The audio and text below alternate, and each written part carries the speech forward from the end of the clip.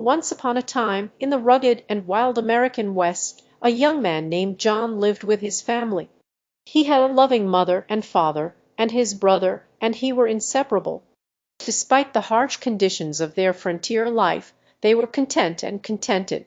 One day, when John was out hunting in the wilderness, he stumbled across a wounded man. The man was a former outlaw on the run from a posse of lawmen. In a desperate bid for survival, the man begged John to help him escape. Knowing that he would be in danger if he refused, John reluctantly agreed. John hid the man in his family's barn, but the outlaw's presence soon became a source of contention between John and his family. John's father was adamant that the man should be turned in, but John's mother was more sympathetic and wanted to help the man. Torn between his duty to his family and his duty to the man, John was left in a moral quandary. Eventually, John's father threatened to turn the outlaw in unless John himself took his place in the posse.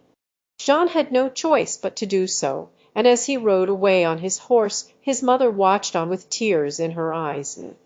John soon found himself in the middle of an intense battle between the posse and the outlaws. In the midst of the chaos, John made a daring sacrifice and managed to save the life of the man he had helped escape. The outlaws, impressed by John's courage, let him go. As they rode away, they told John to never forget his act of courage. John returned home a changed man. He was now more determined than ever to stand up for what he believed in, no matter the cost. He decided to use his newfound courage to fight for justice and protect the innocent.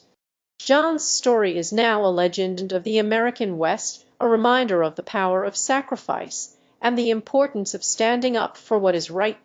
His story serves as a turning point in the history of the American West, showing that courage and compassion can overcome even the most difficult of circumstances.